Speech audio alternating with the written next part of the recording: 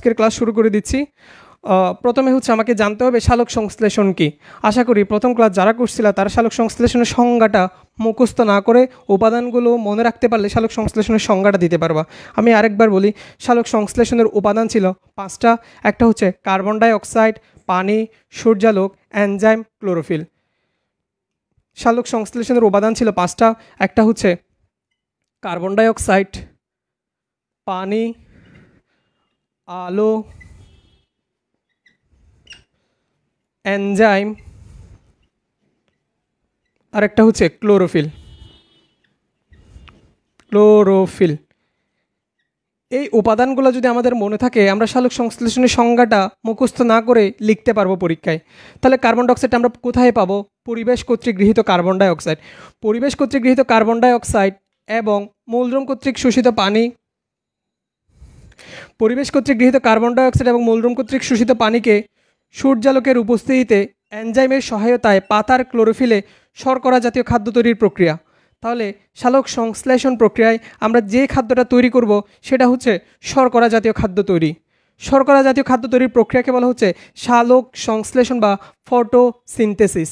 কথা হচ্ছে ভাইয়া, সালোক সংশ্লেষণ বা ফটোসিনথেসিস এর মধ্যে আমরা শর্করা জাতীয় খাদ্যটা কীভাবে তৈরি করব?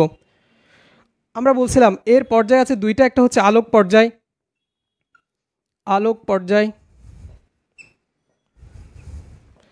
আর একটা হচ্ছে অন্ধকার পর্যায়।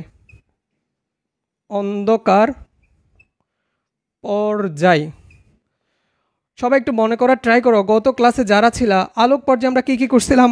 আলোক পর্যায়ে আমরা দুইটা জিনিস তৈরি করে রাখছিলাম। একটা হচ্ছে এটিপি এডিনোসিন ট্রাইফসফেট, আরেকটা তৈরি করছিলাম NADPH2।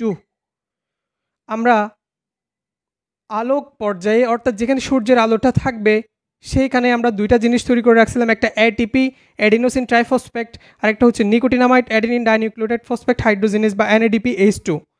এই দুইটা জিনিস আমরা তৈরি করে রাখছিলাম যাতে আলোক নিরপেক্ষ পর্যায় বা অন্ধকার পর্যায়, লাইট ইন্ডিপেন্ডেন্ট ফেজ বা ডার্ক ফেজ আমরা সেগুলো ইউজ করতে পারি।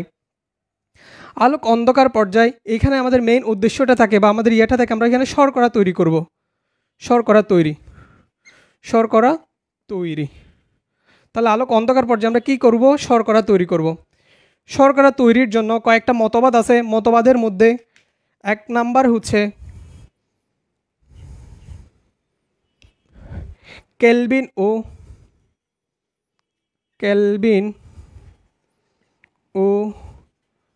ব্যাসাম মতবাদ, বা বেনসন মতবাদ।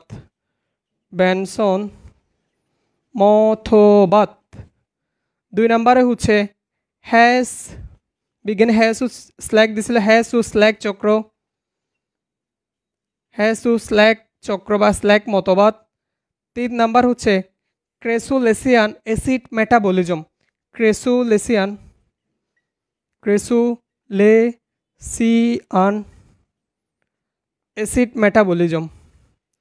অ্যাসিড বিপাক, মেটাবলিজম মানে হচ্ছে বিপাক, ক্রেসুলেসিয়ান অ্যাসিড বিপাক। তাহলে আমরা আলোক পর্যায়ে দুইটা জিনিস তৈরি করছিলাম, একটা হচ্ছে এটিপি আর একটা হচ্ছে NADPH2। আমরা আলোক পর্যায়ে যা যা তৈরি করছি সেগুলো আমরা অন্ধকার পর্যায়ে ব্যবহার করব। অন্ধকার পর্যায়টা আমরা কেন করতেছি? অন্ধকার পর্যায়টার মানে কি? এখানে আলোর উপস্থিতি থাকে না, সাধারণত থাকতেও পারে, থাকলে এতে কোনো সমস্যা হচ্ছে না। তাহলে অন্ধকার পর্যায়ে আমরা শর্করা তৈরি করব। এর জন্য শর্করা তৈরির 3টা মতবাদ, একটা হচ্ছে কেলভিন ও ব্যাসাম মতবাদ বা বেনসন মতবাদ, আরেকটা হচ্ছে হ্যাস ও স্ল্যাগ মতবাদ বা স্ল্যাগ চক্র, আরেকটা হচ্ছে ক্রেসোলেসিয়ান অ্যাসিড মেটাবলিজম। আমাদের বইয়ে প্রথম দুইটা নিয়ে দুইটা করে লাইন দেওয়া আছে, তৃতীয়টা নিয়ে কিচ্ছু বলে নাই, বা আমাদের তৃতীয় মতবাদটা নিয়ে কিছু বলে নাই। আমরা প্রথম দুইটা বা প্রথমটা একটু ডিটেলসে পড়ার ট্রাই করব। এটা আমাদের পরীক্ষার জন্য খুবই ইম্পর্ট্যান্ট। সেটা হচ্ছে কেলভিন ও ব্যাসাম মতবাদ। সো যারা ক্লাসে আসো তারা হচ্ছে তোমাদের ফ্রেন্ডদেরকে একটু মেনশন করে দাও এবং হচ্ছে লাইভটা বিভিন্ন গ্রুপে শেয়ার করতে পারো। এখন একটু কারা আসো একটু কমেন্টে জানাও, আমি একটু কমেন্টটা চেক করি।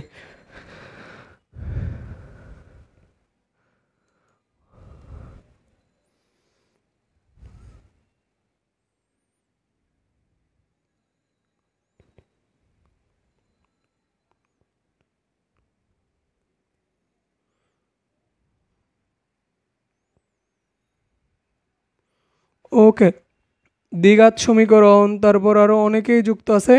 সো তোমরা তোমাদের বুঝতেছো কিনা ঠিক মতো বা কোনো প্রবলেম হচ্ছে কিনা একটু জানাও। আমি যাচ্ছি এরপরে। তবে আমরা আলোচনা করবো এখন হচ্ছে ক্যালভিন ও বেসাম মতবাদ বা ক্যালভিন চক্র নিয়ে। ক্যালভিন চক্রটা আমরা একটু ডিটেলসে আলোচনা করার চেষ্টা করব। সো সবাইকে একটু মনোযোগ দিতে হবে, আমাদের বইয়ে ক্যালভিন চক্র নিয়ে ডিটেলসে আলোচনা নাই।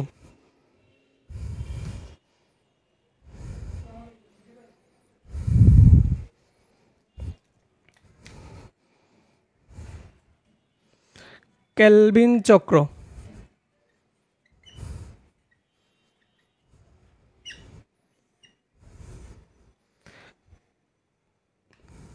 ক্যালভিন চক্র। তাহলে প্রথমে দেখো হচ্ছে উদ্ভিদে আগে থেকে একটা যৌগ থাকে, সেটার নাম হচ্ছে রাইবোলোস।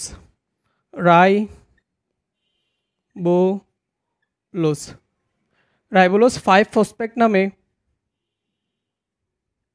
উদ্ভিদে একটা আগে থেকে যৌগ থাকে, তাহলে যৌগটার নাম হচ্ছে রাইবোলোস 5 ফসফেট। উদ্ভিদে আগে থেকে একটা যৌগ থাকে রাইবোলোস 5 ফসফেট। এখন কথা হচ্ছে ভাই, রাইবোলোস 5 ফসফেট মানে কি? রাইবোলোসটা হচ্ছে একটা 5 কার্বনযুক্ত শর্করা। এই রাইবোলোসটা হচ্ছে একটা 5 কার্বনযুক্ত শর্করা, যার 5 নাম্বার কার্বন একটা ফসফেট যুক্ত। মনে করো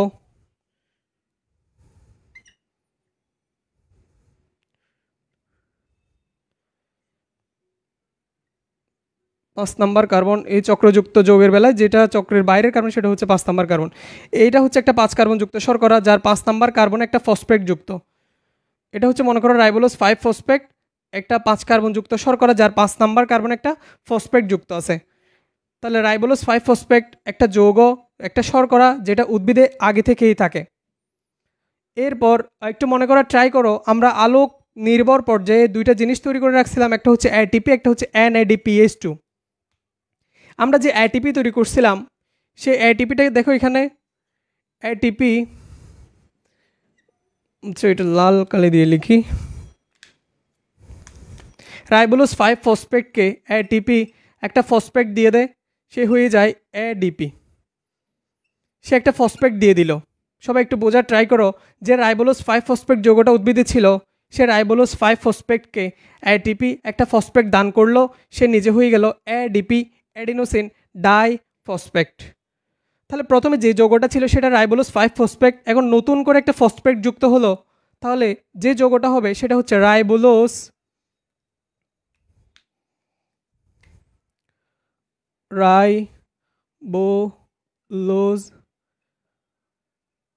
এক নাম্বার কার্বনে। এখন যে নতুন ফসফেটটা যুক্ত হলো সেটা যুক্ত হলো 1 নাম্বার কার্বনে, আগে থেকে ছিল একটা 5 নাম্বার কার্বনে। তাহলে এখন 1 নাম্বার কার্বনে একটা ফসফেট আছে, 5 নাম্বার কার্বনে একটা ফসফেট আছে, সুতরাং আমরা বলতে পারি রাইবোলোস 1,5 ডাই ফসফেট। সবাই একটু মনোযোগ দাও, চক্রটা ইম্পর্টেন্ট। আমাদের বইয়ে 2টা লাইনই দেওয়া আছে, কিন্তু ওই 2টা লাইন লিখলে অনেক সময় স্যাররা নাম্বার দেয় না, বা নাম্বার না দেওয়ার ইয়াটা একটু বেশি থাকে। সবাই একটু বোঝার ট্রাই করো, আমরা সর্বোচ্চ ট্রাই করবো যাতে চক্রটা এখানে মুখস্থ হয়ে যায়। আচ্ছা, সবাই ঠিকমতো দেখতে পাচ্ছ কিনা একটু জানাও।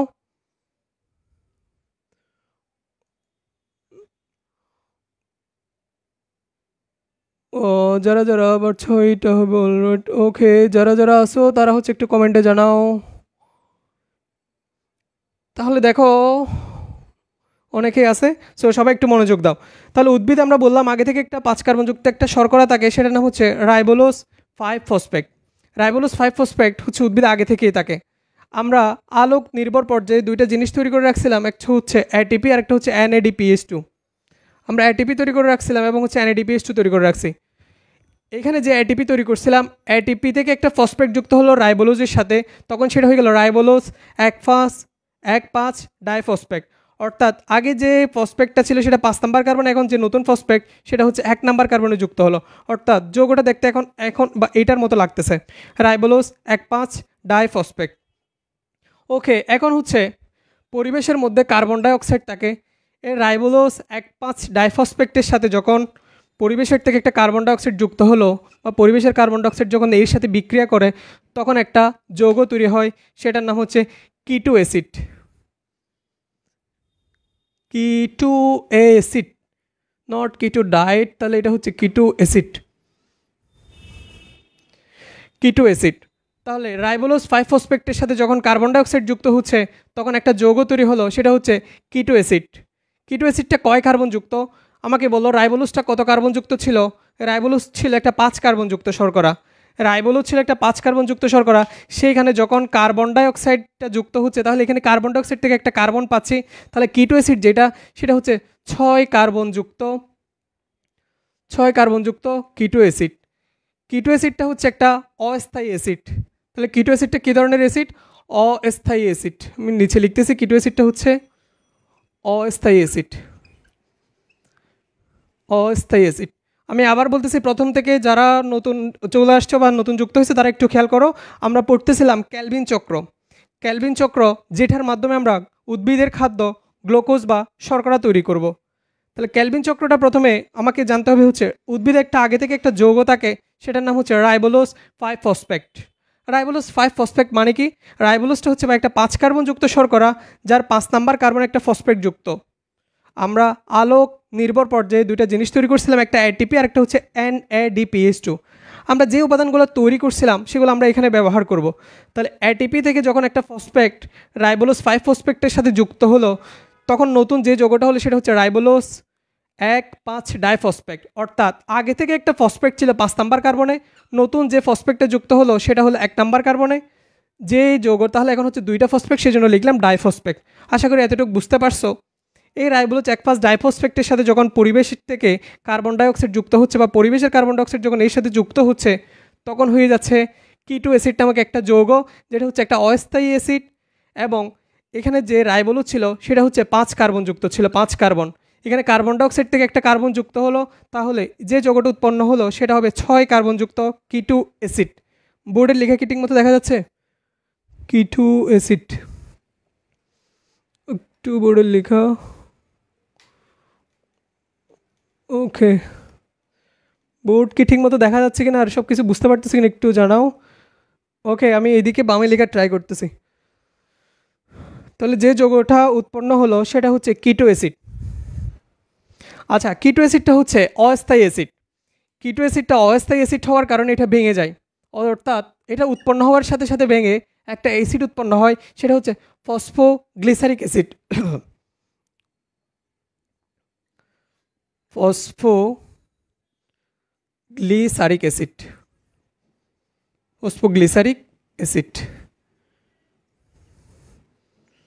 এটা হচ্ছে 3 ফসফোগ্লিসারিক অ্যাসিড। তাহলে কিটো অ্যাসিডটা যেহেতু একটা অস্থায়ী অ্যাসিড, সেটা উৎপন্ন হওয়ার সাথে সাথে ভেঙে যাবে। উৎপন্ন হওয়ার সাথে সাথে ভেঙে গিয়ে যে অ্যাসিডটা উৎপন্ন করে সেটার নাম হচ্ছে ফসফোগ্লিসারিক অ্যাসিড। 3 ফসফো মানে এটা 3 নাম্বার কার্বন একটা ফসফেট যুক্ত। মনে করো এটা অ্যাসিডটা হচ্ছে এরকম, মনে করো এটা হচ্ছে একটা 3 কার্বন, একটু মনে করো এটা হচ্ছে একটা ফসফোগ্লিসারিক অ্যাসিড, এটা 3 নাম্বার কার্বন একটা ফসফেট যুক্ত। তাহলে 3 ফসফোগ্লিসারিক অ্যাসিড মানে হচ্ছে এটা 3 কার্বন যুক্ত একটা অ্যাসিড। ফসফো মানে হচ্ছে এটার সাথে ফসফেট যুক্ত। গ্লিজ বা গ্লিসারো কথাটার মানে হচ্ছে এটা 3 কার্বন যুক্ত। গ্লিস মানে হচ্ছে 3 কার্বন, অ্যাসিড মানে হচ্ছে এখানে COOH মূলক থাকবে। কথা হচ্ছে ভাই, কিটো অ্যাসিডটা ছিল 6 কার্বন যুক্ত, 6 কার্বন।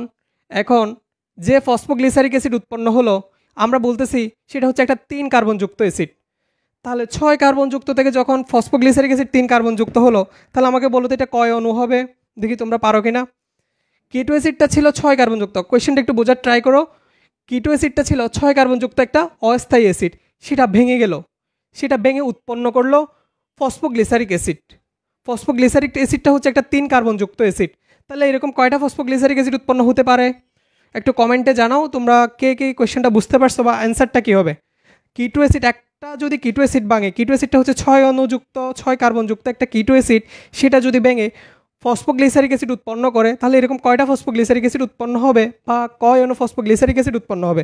সব একটু কমেন্টে জানাও, দেখি কেউ কমেন্ট করতেছে কিনা। আমরা মোহিত ফারদিন আলবি, ভেরি গুড। মোহিত ফারদিন আলবি বলতেছে 2টা। রোবেল 3 কার্বন বিশিষ্ট, এভরিথিং ইজ ওকে। ওকে যারা ভাইয়া একটু লেফটে লিখেন। ওকে, লেফটে লিখতেছি। তোমরা একটু জানাও ফসফোগ্লিসারিক অ্যাসিড যেটা সেটা কয় অণু উৎপন্ন হবে? একটা কিটো অ্যাসিড ভেঙে কয় অণু ফসফোগ্লিসারিক অ্যাসিড উৎপন্ন হবে? দেখি কয়জন সঠিক অ্যান্সার দিচ্ছে।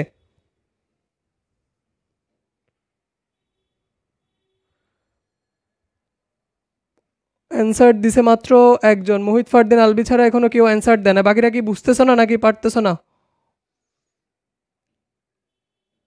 রুবেল রুবেল রুবেল খান। ওকে, যারা, আমি আবার বলতেছি, তাহলে অনেকে সঠিক অ্যান্সার দিয়েছে, মোহিত ফারদিন আলবি এবং রুবেল। কনগ্রেচুলেশন, তোমরা সঠিক অ্যান্সার দিছো। হচ্ছে বাকিরাও একটু ট্রাই করো, বোঝার ট্রাই করো। আমরা বললাম রাইবোলোজ একপাস ডাইফসফেট যেটা, সেটা যখন পরিবেশের কার্বন ডাইঅক্সাইড যুক্ত করতেছে বা সেটার সাথে যখন পরিবেশের কার্বন ডাইঅক্সাইডটা বিক্রিয়া করতেছে, সেখান থেকে একটা অ্যাসিড উৎপন্ন হচ্ছে। অ্যাসিডটার নাম হচ্ছে কিটো অ্যাসিড। যে কিটো অ্যাসিড উৎপন্ন হলো সেটা হচ্ছে একটা অস্থায়ী অ্যাসিড। তাহলে রাইবোলোজটা ছিল 5 কার্বনযুক্ত একটা শর্করা, সেটার সাথে কার্বন ডাইঅক্সাইডের কার্বনটা যুক্ত হলো, 5 কার্বনের সাথে একটা কার্বন যুক্ত হলো, সেটা হয়ে গেল 6 কার্বনযুক্ত অস্থায়ী অ্যাসিড, যেটার নাম হচ্ছে কিটো অ্যাসিড। যেহেতু এটা অস্থায়ী অ্যাসিড, সেটা ভেঙে যাবে, ভেঙে ফসফোগ্লিসারিক অ্যাসিড উৎপন্ন হলো।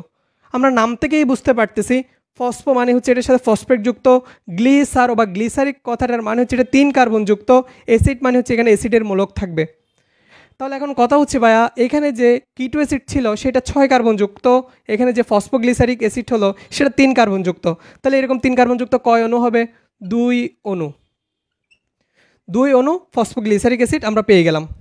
এখান থেকে এমসিকিউতে একটা কোয়েশ্চেন আসে, কেলভিন চক্রের উৎপন্ন প্রথম স্থায়ী পদার্থের নাম কি বা প্রথম স্থায়ী যৌগের নাম কি? দেখি তোমরা কমেন্ট করো, কেলভিন চক্রে উৎপন্ন প্রথম স্থায়ী যৌগের নাম কি?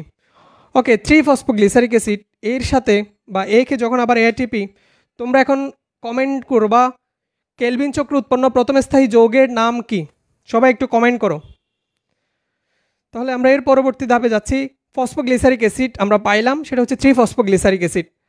আলোক নির্ভর পর্যায়ে আমরা যে এটিপি তৈরি করছিলাম অ্যাডিনোসিন ট্রাইফসফেট, সেটা এখানেও একটা ফসফেট দিয়ে দিবে, সে হয়ে যাবে এডিপি, অ্যাডিনোসিন ডাইফসফেট। তাহলে একটা ফসফেট দান করে দিল বা একটা ফসফেট সে দিয়ে দিল, সে নিজে হয়ে গেল এডিপি। তাহলে আগে ছিল 3 ফসফোগ্লিসারিক অ্যাসিড, সে যখন একটা ফসফেট দিয়ে দিল, অর্থাৎ 3 ফসফোগ্লিসারিক অ্যাসিডের সাথে আরও একটা ফসফেট যুক্ত হলো, তাহলে 1,3 die ফসফো glyceric acid, glyceric acid, এটাও হচ্ছে 3 কার্বনযুক্ত। তাহলে দেখো প্রথমে যে 3 ফসফোগ্লিসারিক অ্যাসিড ছিল, 3 ফসফোগ্লিসারিক অ্যাসিড কথাটার মানে হচ্ছে ফসফোগ্লিসারিক অ্যাসিড। ফসফো মানে হচ্ছে ফসফেট যুক্ত, 3 মানে 3 নাম্বার কার্বন একটা ফসফেট যুক্ত, গ্লিসারো বা গ্লিসারিক কথাটার মানে হচ্ছে এটা 3 কার্বন যুক্ত, কি 3 কার্বন যুক্ত কি অ্যাসিড, অর্থাৎ এখানে অ্যাসিড মূলক থাকবে। তাহলে এটা হচ্ছে আগে থেকে একটা 3 নাম্বার কার্বনে ফসফেট যুক্ত ছিল, এখন এটিপি সেখানে আরও একটা ফসফেট দিয়ে দিল, তাহলে এখানে 1 নাম্বার কার্বন আরেকটা ফসফেট যুক্ত হলো। সুতরাং আমরা বলতেছি যে যৌগটা সেটার নাম হচ্ছে 1,3 ডাই, ডাই মানে 2টা কি যুক্ত, ফসফেট যুক্ত। এটা কি ধরনের? গ্লিসারিক মানে হচ্ছে এটা 3 কার্বন যুক্ত, কি একটা, এটা একটা অ্যাসিড বা অ্যাসিড মূলক থাকবে। এখন পর্যন্ত যতটুকু লিখছি তো সবাইকে বুঝতে পারতেছো? আর হচ্ছে এর আগে প্রথম স্থায়ী পদার্থের নামকে একটু সবাই কমেন্ট করো।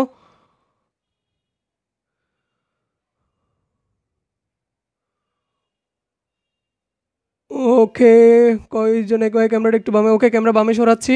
Phosphoglyceric acid, very good. Mohit Fardin Albi একজন অ্যান্সার দিচ্ছে, বাকিরা কমেন্ট করো। বুঝলে তোমরা একটু কমেন্টে জানাও, বুঝতেছো কি বুঝতেছো না সেটা একটু কমেন্ট করো, কারণ হচ্ছে তোমরা যদি কমেন্টে না জানাও তাহলে আমরা বুঝতে পারবো না আসলে তোমরা কতটুকু বুঝতে পারতেছো।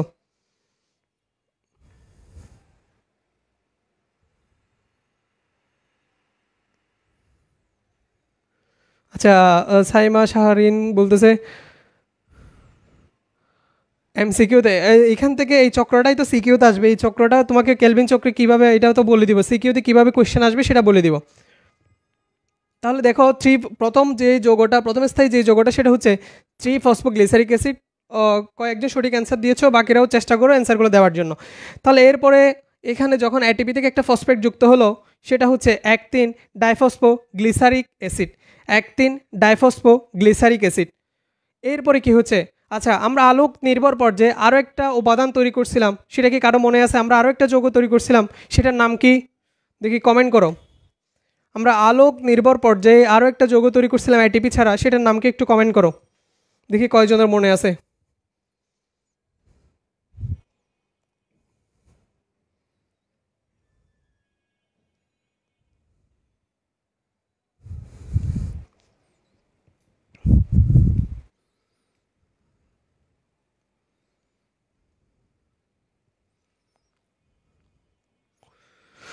ওকে, বাকি যারা ক্লাস করতেছে একটু কমেন্টে জানাও। আমরা আলোক নির্ভর পর্যায়ে আরও একটা যৌগ তৈরি করছিলাম, সেটার নাম ছিল NADPH2। NADPH2। এখন দেখো অ্যাক্টিন ডাইফসফোগ্লিসারিক অ্যাসিড এইটাকে NADPH2 PH2 NADPH2 এটা হাইড্রোজেন দান করে দেয়, হাইড্রোজেন দান করে সে হয়ে যায় NADP। তাহলে এটার সাথে এখন হাইড্রোজেন যুক্ত হবে। অ্যাক্টিন ডাইফসফোগ্লিসারিক অ্যাসিডের সাথে যখন হাইড্রোজেন যুক্ত হয় তখন দুইটা যৌগ উৎপন্ন হয়। একটা হচ্ছে 3-ফসফোগ্লিসারালডিহাইড, নিচে দেখা যাবে, আশা করি দেখা যাবে। এখান থেকে দুইটা যৌগ উৎপন্ন হয়, একটা হচ্ছে 3-ফসফোগ্লিসারালডিহাইড আর একটা হচ্ছে ডাইহাইড্রোক্সি এসিটোন ফসফেট।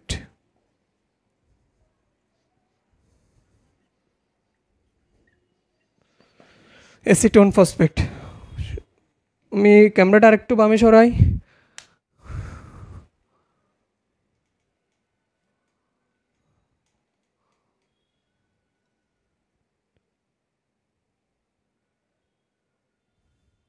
ওকে, দেখো অ্যাক্টিন ডাইফসফোগ্লিসারিক অ্যাসিডের সাথে যখন NADPH2 তৈরি করা NADPH2 যখন হাইড্রোজেনটা দিয়ে দিচ্ছে তখন দুইটা যৌগ উৎপন্ন হয়, একটা হচ্ছে 3-ফসফোগ্লিসারালডিহাইড আর একটা হচ্ছে ডাইহাইড্রোক্সি এসিটোন ফসফেট।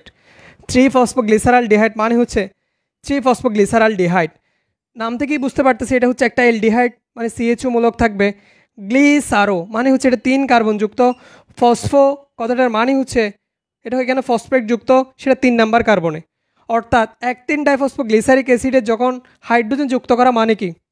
আশা করি সবাই জানো কোনো একটা যৌগের সাথে হাইড্রোজেন যুক্ত করা মানে কি, জারণ নাকি বিজারণ? একটু কমেন্ট করো, এটা কি কোনো একটা যৌগের সাথে হাইড্রোজেন যুক্ত করা মানে এখানে কি জারণ হলো নাকি বিজারণ হলো?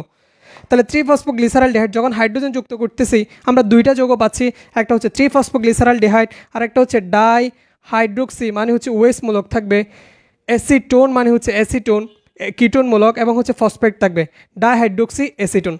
অর্থাৎ অ্যাক্টিন ডাইফসফোগ্লিসারিক অ্যাসিডকে আমরা কি এখানে কি জারিত করলাম নাকি বিজারিত করলাম? এখানে কি জারণ হলো নাকি বিজারণ?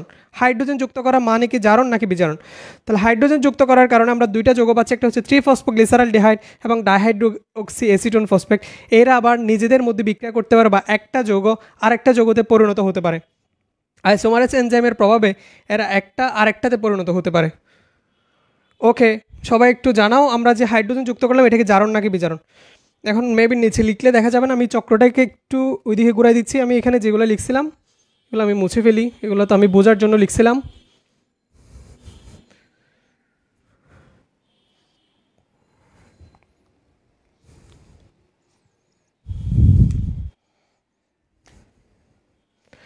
তাহলে এখানে 3-ফসফোগ্লিসারালডিহাইড এবং ডাইহাইড্রোক্সি এসিটোন ফসফেট এরা আবার নিজেদের মধ্যে বিক্রিয়া করে তৈরি করে হচ্ছে ফ্রুক্টোজ। অ্যালডোলেস এনজাইমের প্রভাবে এরা তৈরি করে হচ্ছে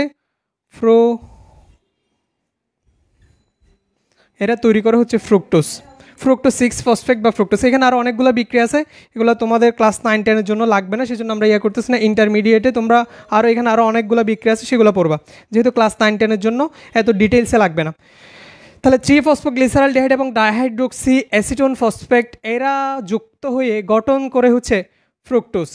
কথা হচ্ছে ভাইয়া আমরা তৈরি করতে যাচ্ছিলাম ক্যালভিন চক্রে, আমাদের মূল লক্ষ্য উদ্দেশ্য ছিল গ্লুকোজ তৈরি করা, মানে C6H12O6 গ্লুকোজ তৈরি করব। কথা হচ্ছে ভাইয়া C6H12O6 গ্লুকোজের সংকেত যেটা, ফ্রুক্টোজের সংকেত সেটা C6H12O6। তোমরা কেউ কি জানো গ্লুকোজ এবং ফ্রুক্টোজের পার্থক্যটা কোথায়? আণবিক সংকেত তো দুইটারই সেম দেখতে পাচ্ছি, এটা হচ্ছে C6H12O6, ফ্রুক্টোজও কিন্তু C6H12O6। তাহলে তো ভাই হয়েই গেল, তাহলে তো আমার চক্রটা এখানেই শেষ। কিন্তু চক্রটা এখানে শেষ হচ্ছে না, কারণটা হচ্ছে গ্লুকোজ এবং ফ্রুক্টোজের পার্থক্য আছে, গঠনগতভাবে এদের পার্থক্য আছে। গঠনগতভাবে পার্থক্যটা কেউ জানো? গ্লুকোজ এবং ফ্রুক্টোজের পার্থক্যটা কোথায়? ওকে, আমরা বিক্রিয়ার মধ্যে যাচ্ছি। তাহলে ট্রিফসফোগ্লিসারালডিহাইড এবং ডাইহাইড্রোক্সি অ্যাসিডন ফসফেট যুক্ত হয়ে ফ্রুক্টোজ গঠন করলো। এখন উদ্ভিদ বলতেছে আমি তো ফ্রুক্টোজকে চাই না, আমি চাই হচ্ছে গ্লুকোজকে, আমাকে গ্লুকোজকে এনে দিতে হবে। তাহলে এখন গ্লুকোজের জন্য আমাদের সংগ্রাম আরও চালাইতে হবে। ফ্রুক্টোজকে সে চাচ্ছে না, তাহলে সে ফ্রুক্টোজকে ভেঙে ফেলবে। ফ্রুক্টোজকে যখন ভাঙে, সে যখন ফ্রুক্টোজকে ভাঙে, সে একটা কার্বনকে বের করে দেয়, একটা কার্বনকে সে বের করে দেয়। তো কার্বন বলতেছে যখন আমাকে বের করে দিচ্ছ আমি তো আর একা যাব না, কার্বন তো আর এত স্বার্থপর না যে সে একা চলে যাবে। সে যাওয়ার সময় এক অণু পানি নিয়ে যায়, সে যাওয়ার সময় এক অণু পানি নিয়ে যায়। অর্থাৎ কার্বন একা কার্বনকে যখন উদ্ভিদ বলতেছে আমি ফ্রুক্টোজকে চাই না, আমি চাই গ্লুকোজকে, সুতরাং ফ্রুক্টোজটা ভেঙে যাবে। ফ্রুক্টোজটা যখন ভেঙে যায়, একটা কার্বন বের হয়ে যাচ্ছে সেখান থেকে। কার্বন যখন বের হচ্ছে বা যখন ভাঙতেছে, একটা কার্বন যখন ভেঙে চলে যাচ্ছে, সে যাওয়ার সময় এখনও পানি নিয়ে যায়। খেয়াল করো, এখান থেকে কার্বন, একটা কার্বন চলে গেলে এখনও পানি চলে গেলে এখানে আর কি থাকে? এখানে থাকে হচ্ছে C5H10O5, C5 থাকে, H10 থাকে, O5 থাকে। এটা হচ্ছে জাইলোলোজ, এরপর আবার বিভিন্ন বিক্রিয়া করে এটা আবার রাইবোলোজে চলে যাচ্ছে। এখানে আরও কয়েকটা বিক্রিয়া আছে, এগুলো আমাদের লাগবে না। তাহলে এটা আবার রাইবোলোজে কনভার্ট হচ্ছে বা রাইবোলোজে যাচ্ছে। খেয়াল করো, ফ্রুক্টোজ, উদ্ভিদ বলতেছে আমি ফ্রুক্টোজকে চাচ্ছি না, তুমি আমাকে গ্লুকোজকে এনে দাও। সো গ্লুকোজকে আনতে গিয়ে সে বলতেছে ফ্রুক্টোজটাকে তুমি ভেঙে ফেলো, আমার জন্য গ্লুকোজে আনো। সুতরাং আমরা ফ্রুক্টোজটাকে ভাঙলাম। ফ্রুক্টোজ যখন ভাঙতেছে একটা কার্বন বের হয়ে যাচ্ছে। কার্বন তার এত স্বার্থপর না যে সে একাই যাবে, কার্বন যাওয়ার সময় এখনও পানি নিয়ে যায়।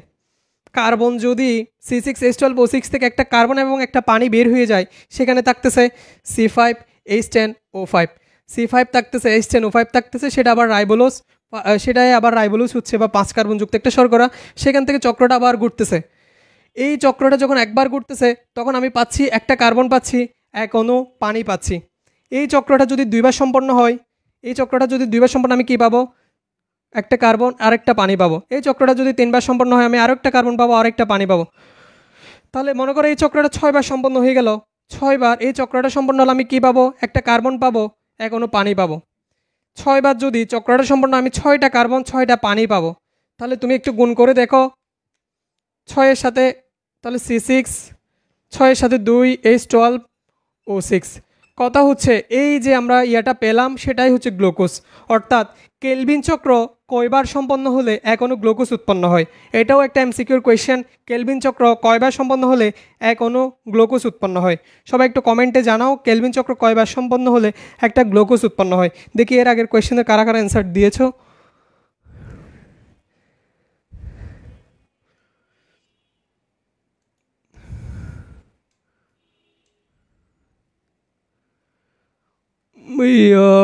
বিজারণ, ভেরি গুড, অনেকেই বলেছো বিজারণ বিজারণ, অনেকে কমেন্ট করতেছো। যারা যারা লাইভে যুক্ত আছে একটু ফ্রেন্ডদেরকে মেনশন করে দাও যাতে ক্লাসটা তারাও করতে পারে। সঠিক অ্যান্সার দিয়েছে হচ্ছে আলবি, আলবি অনেকগুলো সঠিক অ্যান্সার দিয়েছে, থ্যাংক ইউ। তারপর রুবেল খান অনেকগুলো সঠিক অ্যান্সার দিয়েছে, বিজারণ, ভেরি গুড। সাইমন আক্তার, সাইমা শাহরিন বিজারণ, ইবনুলি বিজারণ, সাইমা শাহরিন বিজারণ, অনেকেই সঠিক অ্যান্সার দিয়েছে তোমরা। সো ওকে, এখন কোয়েশ্চেনটা হচ্ছে একটা কেলভিন চক্র কয়বার সম্পন্ন হলে, কেলভিন চক্রটা কতবার ঘুরে আসলে আমরা এক অণু গ্লুকোজ পাবো?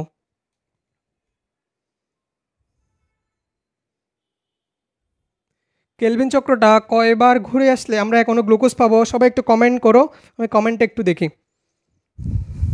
আমি চক্রটা আবার বিশ্লেষণ করব কারণ পরীক্ষার জন্য এই চক্রটা খুবই ইম্পর্টেন্ট।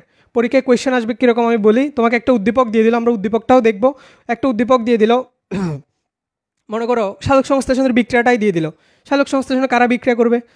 ধরো আমি উদ্দীপক একটা তোমাকে উদ্দীপক দেখাচ্ছি, মনে করো আমি এখানে তোমাকে একটা উদ্দীপক দিচ্ছি। সালোক সংশ্লেষণের বিক্রিয়াটা কী ছিল? কার্বন ডাইঅক্সাইড পানির সাথে বিক্রিয়া করবে, পানির সাথে বিক্রিয়া করবে, পানির সঙ্গে দিতে ভুলে যাচ্ছি, H2O। এখানে আলো থাকবে, ক্লোরোফিল থাকবে, ক্লোরোফিল থাকবে। এক্স একটা যৌগ উৎপন্ন করলো, প্লাস কার্বন ডাইঅক্সাইড উৎপন্ন করলো, প্লাস পানি উৎপন্ন করলো। তোমাকে এই বিক্রিয়াটা উদ্দীপকের মধ্যে দিয়ে দিল। এই বিক্রিয়াটা উদ্দীপকের মধ্যে দিয়ে বলতেছে এক্স যৌগটা কি। প্রথম তোমাকে গয়ের মধ্যে কোয়েশ্চেন করবে এক্স যৌগটা কি। প্রথমে বলবে বিক্রিয়াটা সমতা বিধান করবা, বিক্রিয়াটা সম্পন্ন করে এক্স যৌগটা কি সেটা জিজ্ঞেস করবে। তাহলে এক্স যৌগটা কি সেটার জন্য তোমাকে বিক্রিয়াটা প্রথমে সমতা বিধান করতে হবে, বিক্রিয়াটা সম্পন্ন করতে হবে। তাহলে এক্স যৌগটা কি একটু সবাই বলো তো। কার্বন ডাইঅক্সাইড এবং পানি বিক্রিয়া করলো, আলুর উপস্থিতি ছিল, ক্লোরোফিল ছিল, কার্বন ডাইঅক্সাইড উৎপন্ন করলো, পানি উৎপন্ন করলো, এখানে একটা যৌগ উৎপন্ন করলো, সেটা আমরা বললাম এক্স। তাহলে সবাই একটু কমেন্টে জানাও এখানে এক্স যৌগটা কী হবে, এক্স যৌগটা কী হবে একটু জানাও।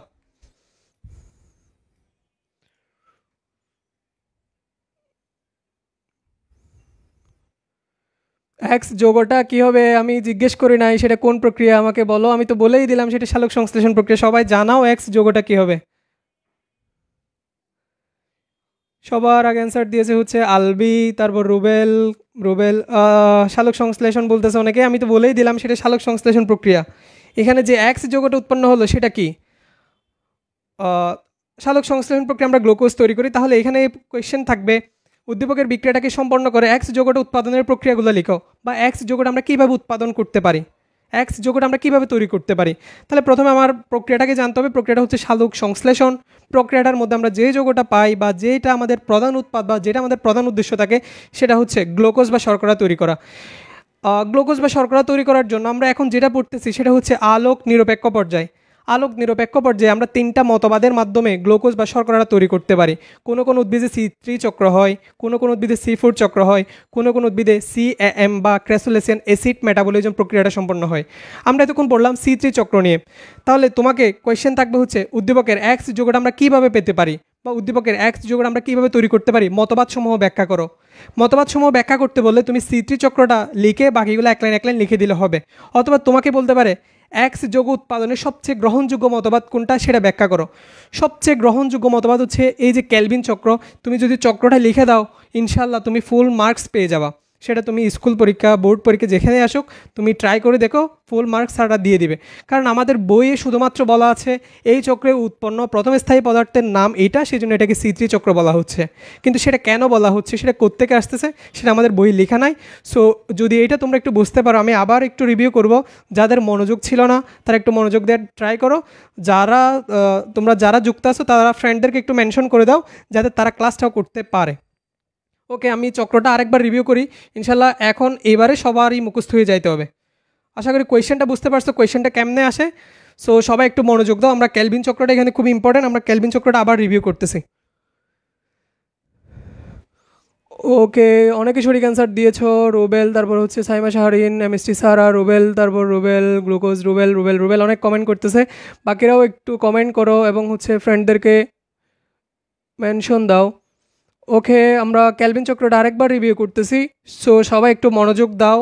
যাদের মনোযোগ ছিল না এতক্ষণ, মনোযোগ হাওয়ায় হাওয়ায় উঠতেছিল তারা একটু মনোযোগ দাও। আমরা পড়তেছিলাম হচ্ছে আলোক নিরপেক্ষ পর্যায়। আলোক নিরপেক্ষ পর্যায় যেখানে হচ্ছে সূর্যের উপস্থিতি থাকতেছে না বা থাকলেও প্রক্রিয়াটা হতে পারতেছে, বা আলোক নিরপেক্ষ পর্যায় বা ডার্ক ফেজ। ডার্ক ফেজে তিনটা মতবাদ আছে। একটা হচ্ছে ক্যালভিন চক্র, একটা হচ্ছে হ্যাস ও স্ল্যাক চক্র, প্রথমটা হচ্ছে ক্যালভিন ও ব্যাসাম মতবাদ বা ব্যানসন চক্র, আরেকটা হচ্ছে হ্যাস ও স্ল্যাক চক্র এবং হচ্ছে ক্র্যাসুলেশন অ্যাসিড মেটাবলিজম। এর মধ্যে আমরা প্রথমটা যেটা সবচেয়ে গুরুত্বপূর্ণ সেটা নিয়ে এতক্ষণ আলোচনা করতেছিলাম। সবাই একটু দেখো এটা কিভাবে। এই চক্রগুলোর মেইন উদ্দেশ্যটা হচ্ছে আমরা গ্লুকোজ তৈরি করব, বা অর্থাৎ আমরা শর্করা জাতীয় খাদ্যটা তৈরি করব। এই চক্রগুলোর মূল লক্ষ্য উদ্দেশ্যই হচ্ছে আমরা গ্লুকোজ বা শর্করা তৈরি করব। তাহলে প্রথমে দেখো আমি বললাম উদ্ভিদে একটা আগে থেকে যৌগ থাকে। আচ্ছা, এই চক্রটা শুরু করার আগে আমাকে দুইটা উপাদান নিয়ে মাথায় থাকতে হবে। দুইটা উপাদান, সেটা হচ্ছে আলোক নির্ভর পর্যায়ে যেটা ছিল, আলোক নির্ভর পর্যায়ে আমরা দুইটা উপাদান তৈরি করছিলাম। একটা হচ্ছে এটিপি তৈরি করছিলাম, একটু মনে করার ট্রাই করো। আর একটা NADPH2 তৈরি করছিলাম, NADPH2 তৈরি করছিলাম। এটিপিটা আমরা তৈরি করছিলাম ফটোফসফোরাইলেশন প্রক্রিয়ায়, NADPH2টা আমরা তৈরি করছিলাম কার্বন বিজারণ প্রক্রিয়ার মাধ্যমে। ওকে, এখন আসো আমরা চক্রটা আরেকবার একটু করি। প্রথমে লিখলাম রাইবোলোজ 5 ফসফেট। উদ্ভিদে আগে থেকে একটা যৌগ থাকে, যৌগটার নাম হচ্ছে রাইবোলোজ 5 ফসফেট। বা রাইবোলোজ কথাটা কি? রাইবোলোজ মানে হচ্ছে এটা একটা 5 কার্বনযুক্ত শর্করা। এরকম কীরকম শর্করা থাকতে পারে? 3 কার্বনযুক্ত, 4 কার্বনযুক্ত, 5 ট্রায়োস, ট্যাট্রোস, প্যান্টোস, হেক্সোস, হেপ্টোস, অনেক ধরনের শর্করাযুক্ত কার্বন যৌগ থাকতে পারে। রাইবোলোজ যে যৌগটা সেটা হচ্ছে একটা 5 কার্বনযুক্ত শর্করা। এই যে 5 কার্বনযুক্ত শর্করা, এটা 5 ফসফেট কথাটার মানে হচ্ছে এটা একটা 5 কার্বন যুক্ত শর্করা যার 5 নাম্বার কার্বন একটা ফসফেট যুক্ত আছে। ওকে, এটা উদ্ভিদ আগে থেকে ছিল, আমরা এতটুকু বুঝতে পারছি। এখন আমরা এটিপি তৈরি করছিলাম আলোক নির্ভর পর্যায়ে। যে এটিপি তৈরি করছিলাম সেই এটিপি থেকে এখানে একটা ফসফেট যুক্ত হলো, এখানে একটা ফসফেট যুক্ত হলো, তাহলে ফসফেট যুক্ত হয়ে সে নিজে হয়ে যাচ্ছে অ্যাডিপি। আগে ছিল অ্যাডিনোসিন ট্রাইফসফেট, সে একটা ফসফেট দান করে দিল, সে হয়ে যাচ্ছে অ্যাডিনোসিন ডাইফসফেট। তাহলে একটা ফসফেট দেওয়ার পর যৌগটা এখন কি হচ্ছে দেখো, রাইবোলোজ 1,5 ডাইফসফেট। আগে থেকে একটা ফসফেট ছিল, সেটা ছিল 5 নাম্বার কার্বনে, এখন যে নতুন ফসফেটটা আসলো সেটা যুক্ত হলো 1 নাম্বার কার্বনে। তাহলে আমাকে বলো তো, এখন হচ্ছে আগে একটা 5 নাম্বার কার্বনে ফসফেট ছিল, নতুন যে ফসফেটটা আসলো সেটা যুক্ত হলো 1 নাম্বার কার্বনে। তাহলে এখন টোটাল ফসফেট হলো কয়টা? একটা 5 নাম্বার কার্বনে ছিল, নতুন যেটা আসলো সেটা যুক্ত হলো 1 নাম্বার কার্বনে। তাহলে এখন ফসফেট হলো 2টা, মানে হচ্ছে ডাইফসফেট। তাহলে রাইবোলোজ 5 ফসফেট উদ্ভিদ আগে থেকে ছিল, এটিপি থেকে একটা ফসফেট যুক্ত করলাম, তাহলে এখন আমার যে যৌগটা উৎপন্ন হলো সেটার নাম হচ্ছে রাইবোলোজ 1,5 ডাইফসফেট। আশা করি এতটুকু বুঝতে পারছো। তাহলে রাইবোলোজ ডাইফসফেটটা কী করতেছে, এবার পরিবেশে অনেক কার্বন ডাইঅক্সাইড আছে বা পরিবেশের মধ্যে যে কার্বন ডাইঅক্সাইড থাকে সেই কার্বন ডাইঅক্সাইড এইটার সাথে যুক্ত হচ্ছে, রাইবোলোজ 5 ফসফেটের সাথে যুক্ত হচ্ছে। রাইবোলোজ 5 ফসফেট, রাইবোলোজটা ছিল একটা 5 কার্বন যুক্ত শর্করা, 5 কার্বন। কার্বন ডাইঅক্সাইড আছে হচ্ছে কার্বন আছে, এইখানে 5 কার্বনের সাথে একটা কার্বন যুক্ত হলো, তাহলে 5 কার্বনের সাথে একটা কার্বন যখন যুক্ত হচ্ছে তাহলে এটা হয়ে যাচ্ছে 6 কার্বন।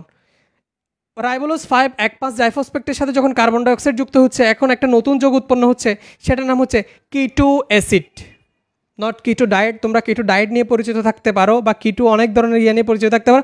এখানে যে যৌগটা উৎপন্ন হলো সেটার নাম হচ্ছে কিটো অ্যাসিড। এমসিকিউতে কোয়েশ্চেন থাকতে পারে, কেলভিন চক্রে উৎপন্ন প্রথম পদার্থের নাম কি?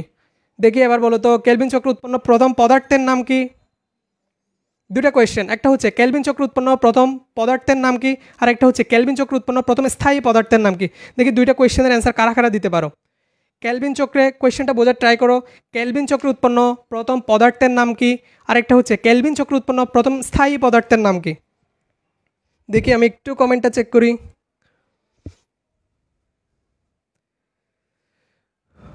কারা কারা কমেন্ট করতেছে?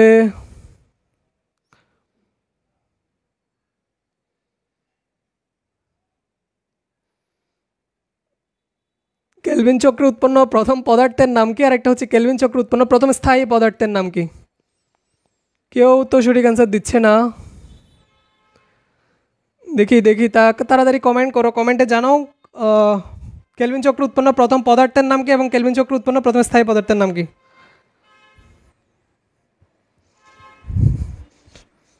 ওকে, তাহলে অনেকে অ্যান্সার দিচ্ছে, দেখি এতক্ষণ পর্যন্ত কেউ সঠিক অ্যান্সার আমার এখানে আসে নাই। ওকে, রুবেল দিল স্থায়ী হচ্ছে 3PGA, 3-ফসফোগ্লিসারিক অ্যাসিড, ভেরি গুড। তাহলে প্রথম এখানে খেয়াল রাখতে হবে কোনটা কি বলতেছে। প্রথম যেটা যৌগটা উৎপন্ন হলো সেটা হচ্ছে কিটো অ্যাসিড, প্রথম যে যৌগটা উৎপন্ন হলো সেটা হচ্ছে কিটো অ্যাসিড। তোমাকে কিটো অ্যাসিড থেকে কোয়েশ্চেন করতে পারে, এটা কি স্থায়ী অ্যাসিড নাকি অস্থায়ী অ্যাসিড। কিটো অ্যাসিডটা হচ্ছে একটা অস্থায়ী অ্যাসিড। কিটো অ্যাসিডটা কয় কার্বনযুক্ত অ্যাসিড? কিটো অ্যাসিডটা হচ্ছে একটা 6 কার্বনযুক্ত অ্যাসিড। তাহলে কিটো অ্যাসিডটা হচ্ছে একটা অস্থায়ী অ্যাসিড, সেটা হচ্ছে 6 কার্বনযুক্ত অ্যাসিড। 6 কার্বন কেমনে আসলে আমরা আশা করি বুঝতে পারছি। যেহেতু একটা অস্থায়ী অ্যাসিড সেটা ভেঙে যাচ্ছে। কিটো অ্যাসিডটা যখন ভাঙতেছে এখান থেকে একটা যৌগ উৎপন্ন হচ্ছে, একটা অ্যাসিড উৎপন্ন হচ্ছে, সেটার নাম হচ্ছে ফসফোগ্লিসারিক অ্যাসিড। ফসফো কথাটার মানে হচ্ছে এখানে ফসফেট আছে, গ্লিসারি বা গ্লিসারিন, তো মানে হচ্ছে 3 কার্বনযুক্ত একটা যৌগ। কেমিস্ট্রিতে তোমরা পড়বা গ্লিসারিন, তাহলে গ্লিসারো শব্দটা থাকলেই বুঝে নিবে এটা হচ্ছে একটা 3 কার্বনযুক্ত অ্যাসিড, মানে এখানে COOH মূলক থাকবে। 3-ফসফোগ্লিসারিক অ্যাসিড কথাটার মানে হচ্ছে 3 নাম্বার কার্বন একটা ফসফেট যুক্ত।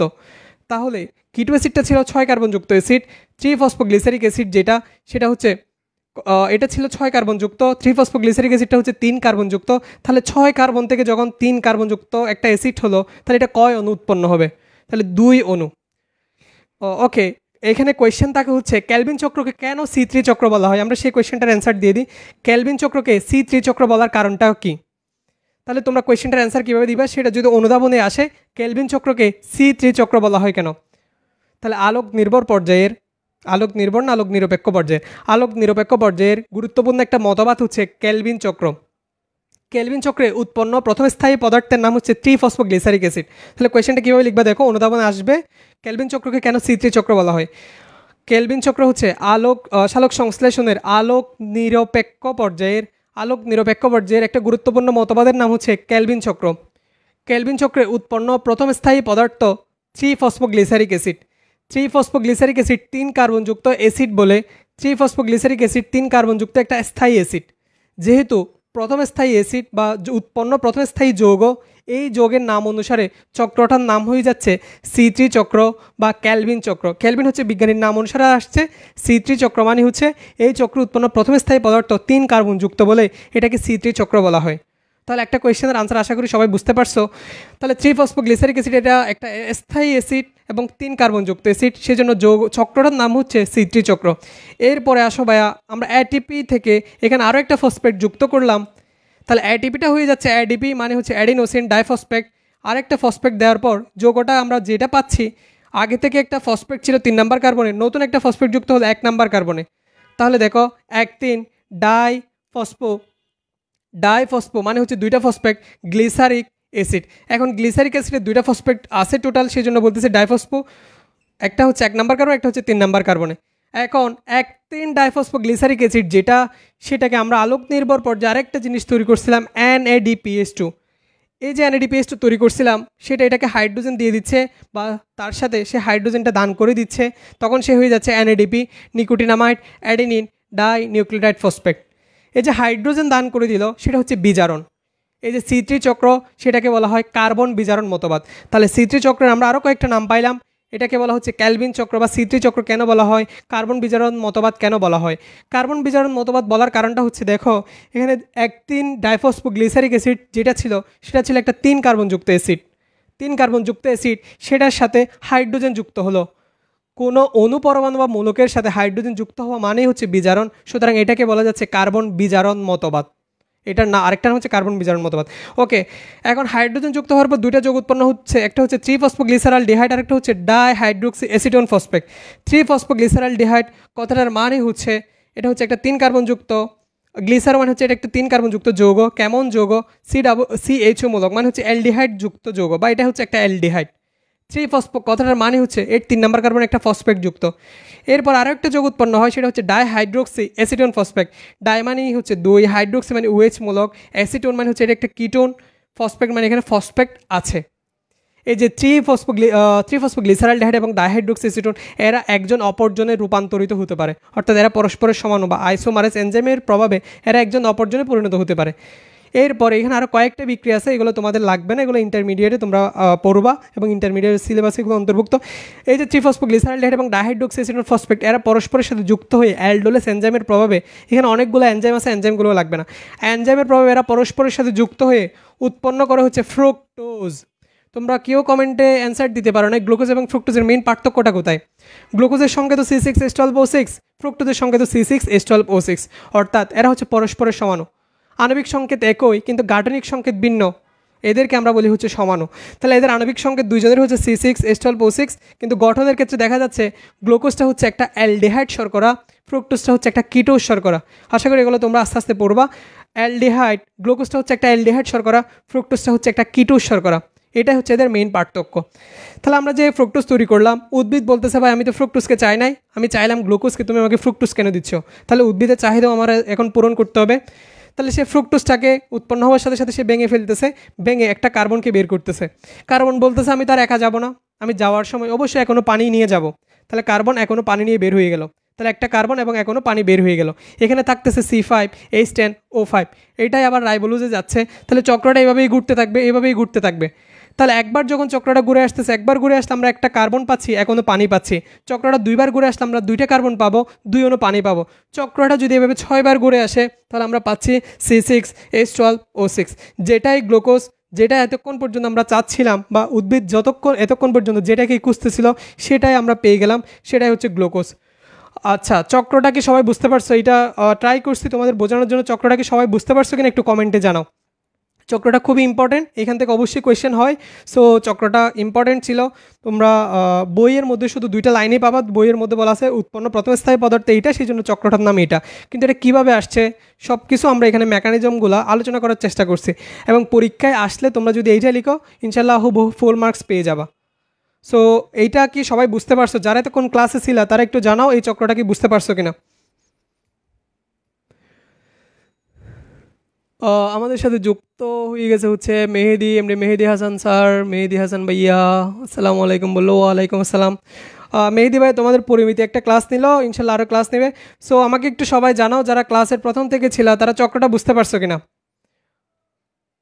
এগুলো বিরক্ত লাগতে পারে, চক্রটা যেহেতু তোমাদের বইয়ে নাই কিন্তু এটা ইম্পর্টেন্ট, সেই জন্য আমরা মেকানিজমগুলো আলোচনা করার চেষ্টা করছি, হয়তো বিরক্তও লাগতে পারে কিন্তু চক্রটা অনেক ইম্পর্টেন্ট। তোমরা যারা ছিল একটু কমেন্টে জানাও তারা বুঝতে পারছো কিনা। তোমরা বুঝতে পারলেই হচ্ছে ক্লাসটা সার্থক হবে, কারণ এই ক্লাসের পুরোটা সময় জুড়ে এটাই আলোচনা করতে হয়েছে তোমাদের বোঝানোর জন্য।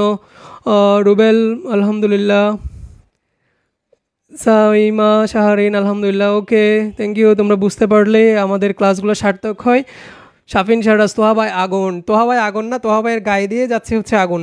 এখানে স্টুডিওতে অনেক বেশি গরম, এখানে ফ্যান ইয়া করলে নয়েজ বা এখানে একটু ইয়ার কারণে তোহাবাইয়ের এমনিতে শরীর দিয়ে আগুন বের হচ্ছে। শাফিন ভাই ওকে। যারা যারা এখনও পর্যন্ত প্রথম থেকে আসো তারা একটু জানাও তারা চক্রটা বুঝতে পারছো কিনা, যেহেতু কারণ হচ্ছে চক্রটা অনেক বেশি ইম্পর্টেন্ট পরীক্ষার জন্য। সো আমরা প্রথম থেকেই চেষ্টা করছি চক্রটা ইয়া করার জন্য। তাহলে আমি মুছে দিচ্ছি, যারা লিখতে পারো না তারা একটু স্ক্রিনশট নিয়ে নাও, কারণ চক্রটা খুবই ইম্পর্টেন্ট। ওকে, তাহলে কেলভিন চক্র থেকে কী ধরনের কোয়েশ্চেন হয় আমি একটু বলি, বা কেলভিন চক্রকে আর কী কী নামে ডাকা হয়। তোমাকে পরীক্ষায় কেলভিন চক্র না বলে C3 চক্র বলতে পারে, তোমাকে বলতে পারে C3 চক্র ব্যাখ্যা করো। তাহলে ব্যাখ্যা করো বলে তো তুমি 2 লাইন লিখে দিলে হচ্ছে না। কেলভিন চক্রের আরেকটা নাম হচ্ছে C3 চক্র, আরেকটা নাম হচ্ছে কার্বন বিজারণ মতবাদ, কার্বন বিজারণ মতবাদ। তোমাকে পরীক্ষায় C3 চক্র ব্যাখ্যা করো বলতে পারে। কেলভিন চক্র তো আমরা সবাই জানি, কেলভিন চক্র, অর্থাৎ আমরা এতক্ষণ যে চক্রটা পড়লাম সেটা তোমাকে পরীক্ষায় 3টা নাম দিয়ে আসতে পারে।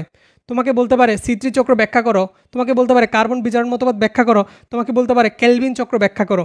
সো কোয়েশ্চেন দেখে ঘাবড়ানোর কিছু নাই, তুমি যদি চক্রটা বুঝে থাকো বা চক্রটা কেমনে আসছে কোত্থেকে আসছে সেগুলো বুঝে থাকো, আশা করি যেভাবে আসুক তুমি লিখতে পারবা।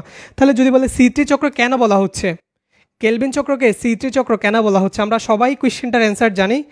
তাহলে কেলভিন চক্রকে C3 চক্র বলার প্রধান কারণটা হচ্ছে আমাকে জানতে হবে কেলভিন চক্রটা কি। সালোক সংশ্লেষণের আলোক নিরপেক্ষ পর্যায়ের একটা গুরুত্বপূর্ণ ধাপ হচ্ছে কেলভিন চক্র। কেলভিন চক্র উৎপন্ন প্রথম স্থায়ী পদার্থের নাম হচ্ছে 3-ফসফোগ্লিসারিক অ্যাসিড, বা কেলভিন চক্র উৎপন্ন প্রথম স্থায়ী পদার্থের নাম হচ্ছে ফসফোগ্লিসারিক অ্যাসিড।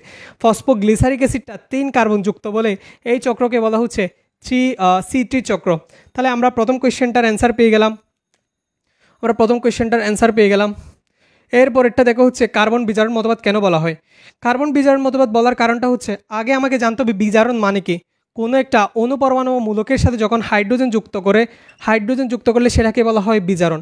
আমরা এখানে দেখতে পাই 1,3-ডাইফসফোগ্লিসারিক অ্যাসিড যখন ছিল তার সাথে আমরা আলোক নির্ভর পর্যায়ে যে NADPH2 তৈরি করছিলাম, সে NADPH2টা একে হাইড্রোজেন দান করে দিয়ে সে নিজে হয়ে যায় NADP।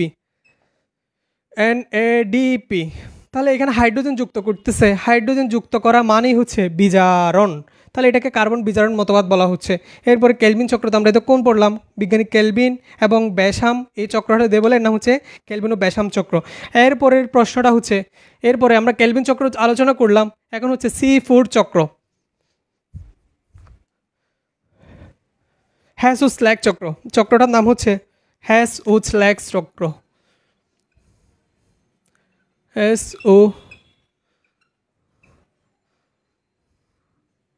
স্ল্যাগ চক্র। স্ল্যাগ চক্র আমাদের বইয়ে কিছুই বলা নাই, একটা লাইন বলা আছে, এবং হচ্ছে এইটা ডিটেলসে জানার এত বেশি প্রয়োজন নাই কারণ এটা এত বেশি উদ্ভিদে হয় না।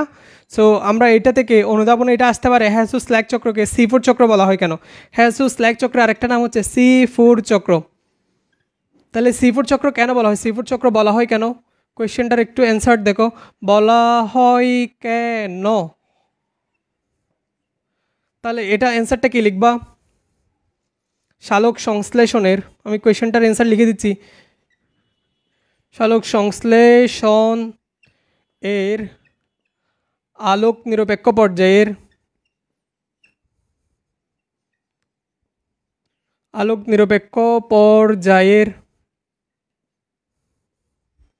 একটি গুরুত্বপূর্ণ মতবাদ হলো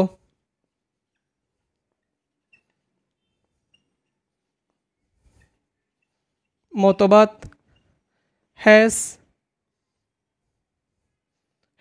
ও স্ল্যাক চক্র। হ্যাস ও স্ল্যাক চক্র, এই চক্রে উৎপন্ন, বানানগুলো খেয়াল, বানান আমার ভুল হতে পারে, বাংলা হ্যাস ও স্ল্যাক চক্র, এই চক্রে উৎপন্ন প্রথম স্থায়ী পদার্থ। তোমরা কার মনে আছে দেখি, ক্যালভিন চক্রে উৎপন্ন প্রথম স্থায়ী পদার্থের নাম কি ছিল একটু কমেন্ট করো। তাহলে হ্যাস ও স্ল্যাক চক্রে উৎপন্ন, এই চক্রে উৎপন্ন প্রথম স্থায়ী পদার্থ হলো অক্সালো অ্যাসিটিক অ্যাসিড। তাহলে হ্যাস ও স্ল্যাক চক্রে উৎপন্ন প্রথম স্থায়ী পদার্থের নাম হচ্ছে অক্সালো অ্যাসিটিক অ্যাসিড, যেটা একটা 4 কার্বন যুক্ত অ্যাসিড, যেটা 4 কার্বন যুক্ত অ্যাসিড। এরপরে লিখবা অক্সালো অ্যাসিটিক অ্যাসিড 4 কার্বন যুক্ত অ্যাসিড বলে এই চক্রকে বলা হচ্ছে সি-ফুড চক্র। হ্যাস ও স্ল্যাক চক্রকে সি-ফুড চক্র কেন বলা হয়? তাহলে আলোক সংশ্লেষণের আলোক নিরপেক্ষ পর্যায়ের বা ডার্ক ফেজের একটা গুরুত্বপূর্ণ মতবাদ হচ্ছে হ্যাস ও স্ল্যাক চক্র। এই চক্রে উৎপন্ন প্রথম স্থায়ী পদার্থের নাম হচ্ছে অক্সালো অ্যাসিটিক অ্যাসিড। এটা হচ্ছে একটা 4 কার্বন যুক্ত অ্যাসিড, সেই জন্য এই চক্রকে বলা হচ্ছে হ্যাস ও স্ল্যাক চক্র। এর আগের কোয়েশ্চেনের অ্যান্সার কারা কারা দিতে পারছো আর এটা কি বুঝতে পারছো কিনা একটু জানাও।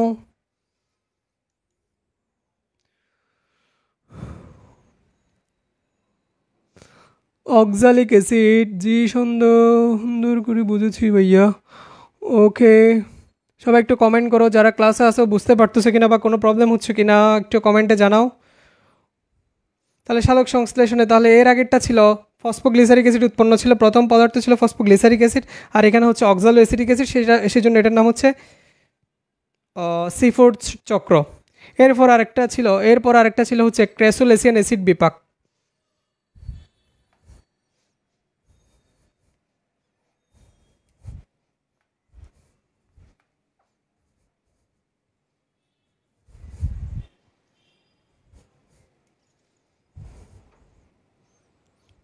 ক্রেসোলেসিয়ান, এরপর আরেকটা ছিল হচ্ছে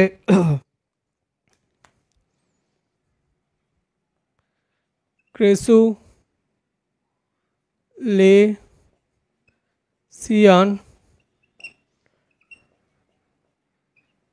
অ্যাসিড বিপাক।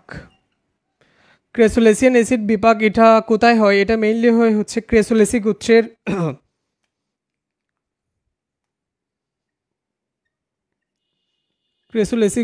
উদ্ভিদে হয়ে থাকে। ক্রেসোলেসি গুচ্ছের, এই গুচ্ছের একটা উদ্ভিদে হচ্ছে পাথরকুচি। ক্রেসোলেসি গুচ্ছের উদ্ভিদে এই চক্র হয়ে থাকে, অর্থাৎ এই চক্রের মাধ্যমে তারা গ্লুকোজ জাতীয় খাদ্য তৈরি করে। কেউ সি3 চক্রের মাধ্যমে খাদ্য তৈরি করে, যেমন ম্যাক্সিমাম উদ্ভিদ, আম, জাম, কাঁঠাল, এগুলো হচ্ছে সি3 চক্রের মাধ্যমে তৈরি করে। এরপরে ভুট্টা, মোথা ঘাস, বিভিন্ন ঘাস, এগুলো হচ্ছে সি-ফুড চক্রের মাধ্যমে শর্করা জাতীয় খাদ্যটা তৈরি করে। এরপরে সিএম বা ক্রেসোলেসিয়ান অ্যাসিড বিপাক, এটার মাধ্যমে পাথরকুচি বা ক্রেসোলেসি গুচ্ছের উদ্ভিদগুলা খাদ্য তৈরি করে। তাহলে আমরা আলোক নিরপেক্ষ পর্যায়ে ধাপগুলো আলোচনা করছি। এখান থেকে আরেকটা কোয়েশ্চেন খুবই ইম্পর্টেন্ট, সেটা হচ্ছে সি3 এবং সি-ফুড চক্রের পার্থক্য। সি3 এবং সি-ফুড চক্রের পার্থক্য, এটা হচ্ছে 5 স্টার একটা কোয়েশ্চেন। সি3 এবং সি-ফুড চক্রের পার্থক্য লিখো। তোমাকে উদ্ভিদ দিয়েও বলতে পারে সি3 ও সি-ফুড চক্রের পার্থক্য লিখো।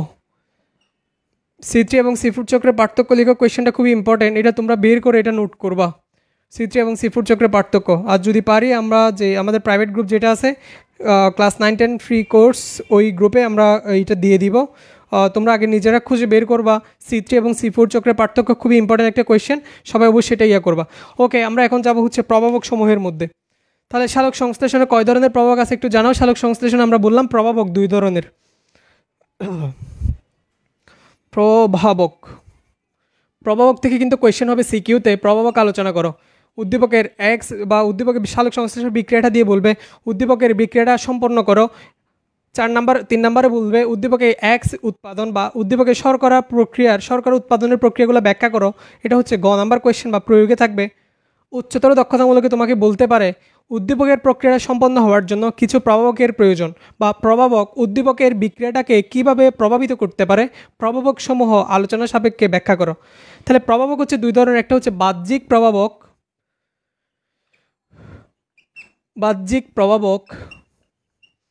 আরেকটা হচ্ছে অভ্যন্তরীণ প্রভাবক।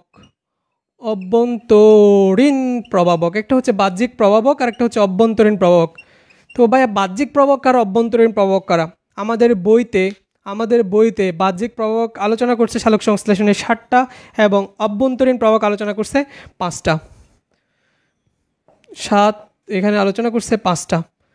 সো আমাদের এই প্রভাবগুলো অবশ্যই মনে রাখতে হবে। এখান থেকে সিকিউতে কোয়েশ্চেন হয় এবং হচ্ছে এমসিকিউতেও কোয়েশ্চেন হয়। নিচের কোনটি সালোক সংশ্লেষণের প্রভাবক, নিচের কোনটি সালোক সংশ্লেষণের প্রভাবক নেই, এরকম।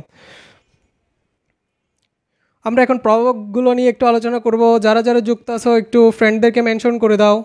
ক্লাসের উপস্থিতি খুবই কম, কারণ ক্লাসগুলা ফ্রি ক্লাস হিসেবে অনেকেই গুরুত্ব দিচ্ছেন আসলে, কিন্তু আমরা অনেকেই তোমরা রিকোয়েস্ট করছো তোমাদের যে অধ্যায়গুলোতে, আমরা চেষ্টা করছি ওই অধ্যায়গুলো ক্লাস নেওয়ার জন্য। ইতোমধ্যে আমরা ম্যাথে তোমরা অনেকেই বুট দিয়েছিলে ম্যাথে পরিমিতি অধ্যায়টা করানোর জন্য, ওইটারও ক্লাস শুরু হয়েছে। ফিজিক্সে কাজ ক্ষমতা শক্তির ক্লাসের কথা বলছিলাম, কাজ ক্ষমতা শক্তির ক্লাস অলরেডি আমরা শুরু করছি। বায়োলজিতে তোমরা বলছো জীবনী শক্তি অধ্যায়টা শেষ করতে, জীবনী শক্তি অধ্যায়ের ক্লাসও শুরু হয়েছে। কেমিস্ট্রিতে একটা অধ্যায় বলছো, কেমিস্ট্রি ক্লাসও কালকে বা পরশুর মধ্যে ইনশাল্লাহ আমরা শুরু করব, কিন্তু সেটা নির্ভর করতেছে তোমাদের রেসপন্সের উপর। তোমরা কেউ ক্লাস করো না, এমনিতে ভাই ক্লাস লাগবে এগুলো বলো, কিন্তু ক্লাস শুরু করো না বা ক্লাস করো না, এরকম হলে তো হবে না। তাহলে আমরা এখন প্রভাবগুলো নিয়ে আলোচনা করব। প্রভাবকের মধ্যে আমরা প্রথমে যাচ্ছি বাহ্যিক প্রভাবকগুলো আমাদের নাম মুখস্থ রাখতে হবে এবং হচ্ছে প্রভাবকগুলো নিয়ে একটু একটু করে আমরা বই থেকে ব্যাখ্যাগুলো পড়ে নিব। আমি প্রভাবকগুলোর নামগুলো লিখতেছি। মনে করো এখানে একটা মেয়ের নাম হচ্ছে পাখি, পাখি আক্তার, একটা মেয়ের নাম হচ্ছে পাখি আক্তার। আচ্ছা, তোমরা যারা ক্লাস করতেছো এর মধ্যে কি পাখি আক্তার নামে কেউ আসো? দেখি পাখি আক্তার থাকলে একটু রেসপন্স করো তো। পাখি আক্তার একটা মেয়ের নাম, পাখি আক্তারকে আমি একটু দেখতে যাচ্ছি। পাখি আক্তার থাকলে একটু রেসপন্স করো। আমরা প্রভাবগুলো মনে রাখবো। এখন প্রভাবগুলো ট্রিক্স বলে দিচ্ছি মনে রাখার। তোমরা আগে হচ্ছে পাখি আক্তার কেউ আসো? পাখি আক্তার থাকলে একটু রেসপন্স করো। ওকে, এখানে যেহেতু পাখি আক্তার নাই, তাহলে আমি লিখে দিচ্ছি অনুপস্থিত পাখি আক্তার। পাখি আক্তার অনুপস্থিত, মানে হচ্ছে অনুপস্থিত। ওকে, আমরা পড়তেছিলাম সালোক সংশ্লেষণের বাহ্যিক প্রভাবকগুলো। সালোক সংশ্লেষণের বাহ্যিক প্রভাবকের মধ্যে আমরা বললাম পাখি আক্তার। আমরা একটা মেয়ের নাম লিখলাম পাখি আক্তার, সে ক্লাসের মধ্যে নাই, সেজন্য লিখলাম অনুপস্থিত পাখি আক্তার। তাহলে অনুপস্থিত পাখি আক্তার দিয়ে আমরা সালোক সংশ্লেষণের বাহ্যিক প্রভাবগুলো একটু দেখি। তাহলে দিয়ে হচ্ছে অক্সিজেন। সালোক সংশ্লেষণের একটা বাহ্যিক প্রভাবক হচ্ছে অক্সিজেন। পতে হচ্ছে সালোক সংশ্লেষণের একটা বাহ্যিক প্রভাবক হচ্ছে পানি। সালোক সংশ্লেষণের আরেকটা বাহ্যিক প্রভাবক খতে হচ্ছে খনিজ লবণ।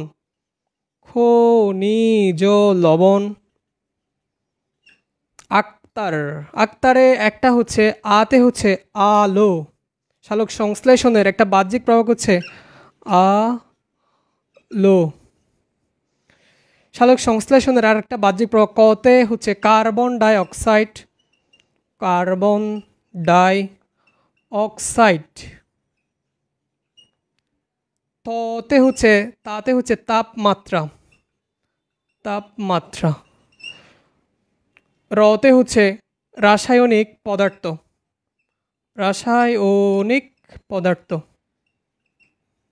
তাহলে সালোক সংশ্লেষণের 7টা বাহ্যিক প্রভাবক আছে। আমরা এই লাইনটা দিয়ে বা এই মেয়ের নামটা দিয়ে আমরা এটা মনে রাখতে পারি। পরীক্ষায় তোমাদের আসে সালোক সংশ্লেষণের প্রভাবগুলো আলোচনা করো, তখন তোমাদের সালোক সংশ্লেষণের প্রভাবগুলো অবশ্যই মুখস্থ থাকতে হয় এবং এগুলো নিয়ে কিছু কিছু তোমাকে অবশ্যই লিখতে হবে, কারণ 4 নম্বরের কোয়েশ্চেন আসলে তুমি শুধু এগুলো লিখে দিলে হবে না, এগুলো নিয়ে ব্যাখ্যা দিতে হবে। আমরা আমাদের রেগুলার ক্লাসগুলোতে বা আমাদের পেইড কোর্সের ক্লাসগুলোতে আমরা ডিটেলসে এগুলো আলোচনা করার চেষ্টা করি। যেহেতু ফ্রি ক্লাস, আমাদের অল্প সময় অনেক কিছু শেষ করতে হয়, এখানে আমরা এত ডিটেলসে বলতে পারতেছি না, কিন্তু প্রভাবগুলোর নাম লিখে দিলাম। প্রভাবগুলো হচ্ছে তাহলে প্রভাবগুলো আমরা মনে রাখতে পারি পাখি আক্তার দিয়ে। যেহেতু পাখি আক্তার একটা মেয়ে, সে ক্লাস 9-10 একটা মেয়ে, নিশ্চয়ই সে ক্লাস করতেছে না। সে যেহেতু ক্লাস করতেছে না, আমি লিখলাম অনুপস্থিত পাখি আক্তার। তাহলে অনুপস্থিত পাখি আক্তারের অতে হচ্ছে অক্সিজেন, পতে হচ্ছে পানি, খতে হচ্ছে খনিজ লবণ, আতে হচ্ছে আলো বা সূর্যের আলো, কতে হচ্ছে কার্বন ডাই অক্সাইড, ততে হচ্ছে তাপমাত্রা, রতে হচ্ছে রাসায়নিক পদার্থ। এই 7টাই হচ্ছে সালোক সংশ্লেষণের বাহ্যিক প্রভাবক। সবাই কি প্রভাবগুলো মনে রাখতে পারবা বা সালোক সংশ্লেষণের প্রভাবগুলো বুঝতে পারছো কিনা একটু জানাও, কমেন্ট করো। একটু দেখি সালোক সংশ্লেষণের প্রভাব কারা কারা বুঝতে পারছো।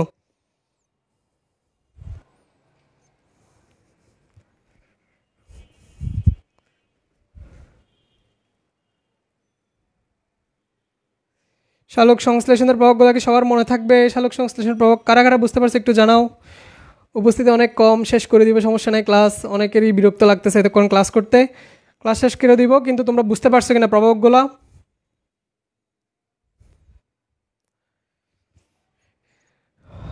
ওকে, এতক্ষণ পর্যন্ত আমাদের সাথে ক্লাস করতেছে রুবেল, তারপর হচ্ছে সুরাইয়া আক্তার,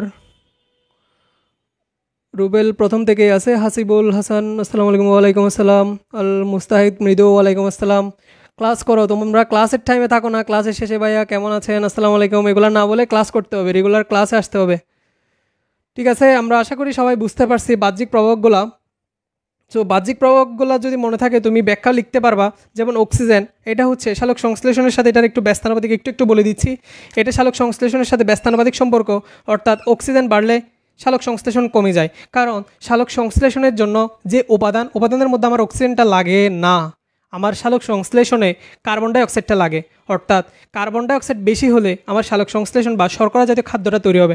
সেখানে যদি অক্সিজেনটা বেড়ে যায়, সেটা আমার জন্য ক্ষতি না, তাহলে সালোক সংশ্লেষণটা কিন্তু এখানে কমে যায়। আবার ওইখানে একটা লাইন লেখা আছে, অক্সিজেনবিহীন পরিবেশে সালোক সংশ্লেষণ হতে পারে না। বইটা একটু রিডিং পড়তে হবে। এরপরে পানিটা দরকার, কারণ হচ্ছে আমি মূলধূম কর্তৃক যে পানিটাকে শোষণ করব, সে পানির মধ্যে হাইড্রোজেন আছে, সেটা কার্বন ডাইঅক্সাইডের সাথে কার্বন ডাইঅক্সাইডকে বিজারিত করে। এই যে হাইড্রোজেনটা কার্বন ডাইঅক্সাইডকে বিজারিত করে, C6H12O6 যৌগটা মানে শর্করা জাতীয় খাদ্য উৎপাদনে সাহায্য করে।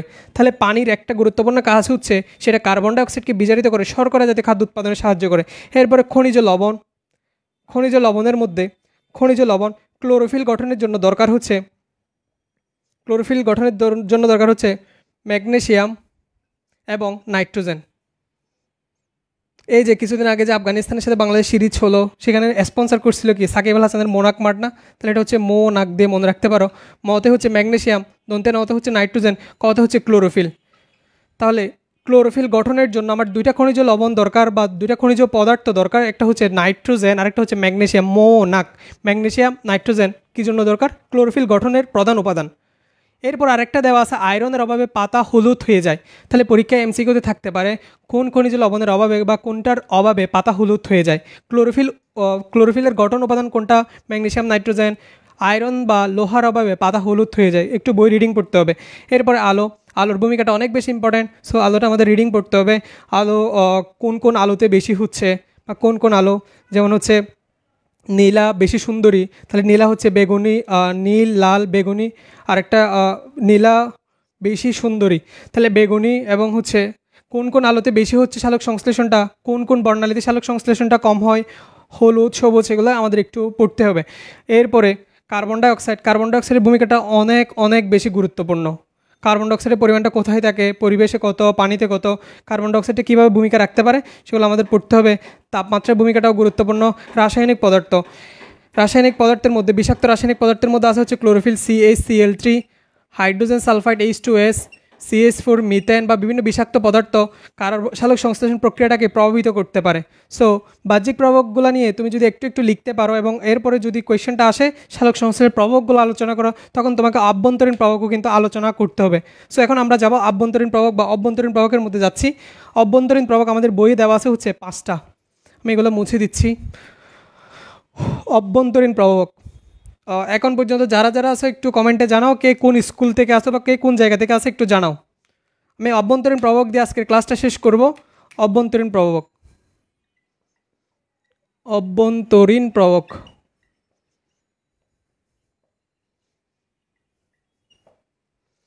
কারা কোন স্কুল থেকে যুক্ত আছে আমাদের সাথে একটু কমেন্টে জানাও।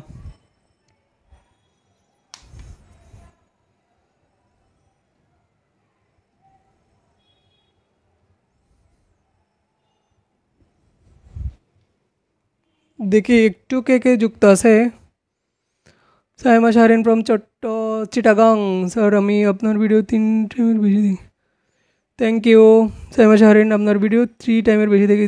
Thank you. Okay, Panchlaish city corporation girls high school. Panchlaish city corporation girls high school তুমি ছাড়া আর কেউ নাই, সবাইকে মেনশন করতে হবে। ক্লাসে সব ফ্রেন্ডদেরকে নিয়ে আসো।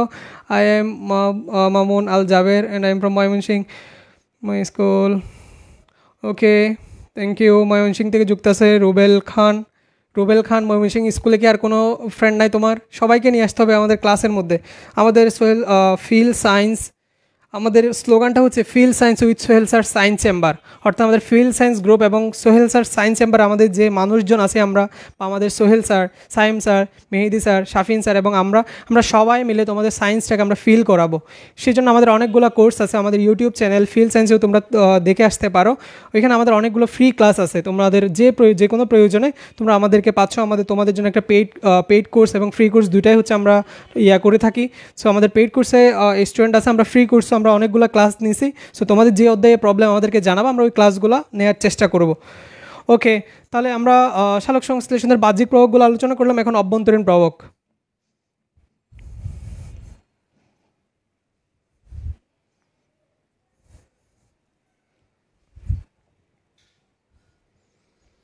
ওকে, অভ্যন্তরীণ প্রভাবগুলো হচ্ছে আমরা অভ্যন্তরে পাবো বা এগুলো হচ্ছে অভ্যন্তরীণ। আমরা এর আগে একটা ছেলের নাম দিয়ে একটা মেয়ের নাম লিখলাম, সেই জন্য অনেক ছেলে কষ্ট পাইছে। এখন একটা ছেলে হচ্ছে এশাক, আশেক না এশাক, এর নাম হচ্ছে এশাক। এশাক কি করতেছে? এশাক দিন দিন পাপ বাড়তেছে, মানে সে পাপ করেই যাচ্ছে। তাহলে এশাকের আমরা এখন হিসাব করব এশাকের পাপের বয়স ও সংখ্যা। এশাকের কী কী হিসাব করব? পাপের বয়স ও সংখ্যা, বয়স ও সংখ্যা। এতক্ষণ পর্যন্ত আমরা বাহ্যিক প্রভাবগুলো মনে রাখছিলাম একটা মেয়ের নাম দিয়ে, পাখি আক্তার, সেই ক্লাসে অনুপস্থিত পাখি আক্তার দিয়ে আমরা মনে রাখছিলাম। এখন অনেক ছেলেরা কষ্ট পাইছে, শুধু মেয়ের নাম কেন বলতেছি। তাহলে একটা ছেলে এসে, তার নাম হচ্ছে এশাক, তার যত বয়স বাড়তেছে তার পাপের সংখ্যাও বাড়তেছে। সে কয়টা পাপ করছে আমরা একটু দেখি। এশাকের পাপের বয়স ও সংখ্যা, তার বয়স বাড়ার সাথে সাথে সে পাপের পরিমাণটাও বাড়াই নিচ্ছে বা তার পাপের পরিমাণটা বাড়তেছে। তাহলে দেখো, এশাক নামে কেউ থাকলে আবার কষ্ট পায় না, এটা জাস্ট আমরা মনে রাখার জন্য বলতেছি। এর আগে আমরা বাহ্যিক প্রভাব নিয়ে আলোচনা করছি, কেমিস্ট্রি এর সাথে মিক্স। ওকে, কেমিস্ট্রি ক্লাসও শুরু হবে। তোমরা যেভাবে বলছিলা কেমিস্ট্রি যে অধ্যায় চাচ্ছ, আমরা কেমিস্ট্রি ক্লাসও শুরু করে দিব এবং আমরা এরপরে আমাদের সোহেল স্যার এবং সাইম স্যারও ক্লাস শুরু করবে তোমাদের জন্য। সো সবাই একটু অ্যাক্টিভ থাকতে হবে, রেগুলার ক্লাসগুলো করতে হবে। তাহলে এশাক দিয়ে আমরা মনে রাখবো, এতে হচ্ছে এনজাইম। আমরা আভ্যন্তরীণ প্রভাবগুলো পড়তেছি। এনজাইম। শতে হচ্ছে শর্করার পরিমাণ,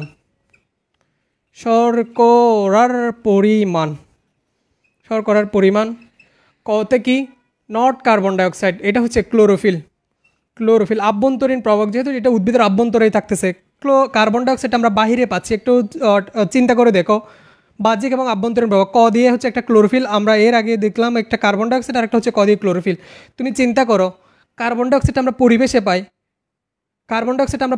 পাই, যেটা হচ্ছে বাহ্যিক প্রভাবক। ক্লোরোফিলটা উদ্ভিদের অভ্যন্তরেই থাকে, তাহলে এটা হচ্ছে ক্লোরোফিলটা হচ্ছে আভ্যন্তরীণ। ক্লোরোফিল একটা পথে আমরা মনে রাখবো হচ্ছে পটাশিয়াম, আর একটা পথে হচ্ছে পাতার বয়স ও সংখ্যা, নট পাপের বয়স। এতক্ষণ পর্যন্ত পাপি তোমরা পাতার বয়স ও সংখ্যা, পাতার বয়স ও সংখ্যা। ওকে, আমরা আভ্যন্তরীণ প্রভাবগুলো মনে রাখতে পারি এশাকের পাপের বয়স ও সংখ্যা দিয়ে। আচ্ছা, আমরা বাহ্যিক প্রভাব যেগুলো লিখছিলাম, আমি লাইনটা আবার লিখতেছি। পাখি আক্তার, এটা দিয়ে আমরা মনে রাখি হচ্ছে বাহ্যিক প্রভাবগুলো, আর এটা দিয়ে আমরা মনে রাখতে পারি আভ্যন্তরীণ প্রভাবগুলো। তাহলে আমি প্রভাবগুলো নিয়ে আলোচনা করতেছি। কোয়েশ্চেনটা কেমন আসতে পারে দেখো, তোমাকে একটা উদ্দীপক দিতে পারে সালোক সংশ্লেষণের। ক নাম্বার কোয়েশ্চেন করতে পারে সালোক সংশ্লেষণ কাকে বলে। 2 নম্বরে তোমাকে বলতে পারে স্ল্যাক চক্রকে C4 চক্র বলা হয় কেন, ব্যাখ্যা করো। আশা করি সবাই ব্যাখ্যা করতে পারবে সেটাকে কেন C4 চক্র বলা হচ্ছে। গ নাম্বার কোয়েশ্চেন করতে পারে উদ্দীপকের প্রক্রিয়া আমরা দেখতে পাই বা এক্স যোগ তোমাকে বিক্রিয়াটা সম্পন্ন না করে তোমাকে গ্লুকোজ তৈরির প্রক্রিয়াগুলো লিখতে বলতে পারে, বা আমরা গ্লুকোজটা কীভাবে উৎপাদন করতে পারি ব্যাখ্যা করো। তাহলে গ্লুকোজ উৎপাদনের জন্য আমরা পড়লাম ক্যালভিন চক্র, হ্যাসো-স্ল্যাক চক্র, আরেকটা ছিল হচ্ছে ক্যালভিন চক্র, হ্যাসো-স্ল্যাক চক্র, আরেকটা ছিল ক্র্যাসোলেসিয়ান অ্যাসিড মেটাবলিজম। তিনটা আমরা মতবাদ পড়লাম। ওকে, এখন 4 নম্বর কোয়েশ্চেনে বলতে পারে সালোক সংশ্লেষণ বিক্রিয়াকে প্রভাবিত করে কিছু প্রভাবক বা সালোক সংশ্লেষণ বিক্রিয়াকে কারা কারা প্রভাবিত করতে পারে একটু ব্যাখ্যা করো। মানে তোমাকে প্রভাবগুলো নিয়ে আলোচনা করতে হবে। তাহলে প্রভাবকের মধ্যে আমরা বললাম, যেহেতু আমি আগে আলোচনা করছি আমি একটু তাড়াতাড়ি বলে যাচ্ছি, ক্লাসটা শেষ করে দিব। প্রভাবকের মধ্যে একটা হচ্ছে বাহ্যিক প্রভাবক আর একটা হচ্ছে আভ্যন্তরীণ প্রভাবক। সো বাহ্যিক প্রভাবকের মধ্যে আমরা পাচ্ছি 7টা অ, পাখি, আক্তার। বাহ্যিক প্রভাবক আমরা পাচ্ছি 7টা, সেটা আমরা মনে রাখতে পারি অ, পাখি, আক্তার দিয়ে। অ মানে হচ্ছে অনুপস্থিত দিয়ে আমরা মনে রাখলাম, মানে পাখি আক্তার একটা মেয়ের নাম, সে আজকে ক্লাসে অনুপস্থিত, সেজন্য আমি লিখলাম অনুপস্থিত পাখি আক্তার। এটা হচ্ছে অক্সিজেন, পতে হচ্ছে পানি, খতে হচ্ছে খনিজ লবণ, আতে হচ্ছে আলো, কতে হচ্ছে কার্বন ডাইঅক্সাইড, ততে হচ্ছে তাপমাত্রা, রতে হচ্ছে রাসায়নিক পদার্থ। একটা গুরুত্বপূর্ণ এমসিকিউ হচ্ছে সালোক সংশ্লেষণের অপটিমাম পিএইচ কত, বা সালোক সংশ্লেষণের জন্য পরিমিত তাপমাত্রা কত। কেউ জানলে একটু কমেন্ট করো, সালোক সংশ্লেষণের জন্য পরিমিত বা অপটিমাম টেম্পারেচার কত।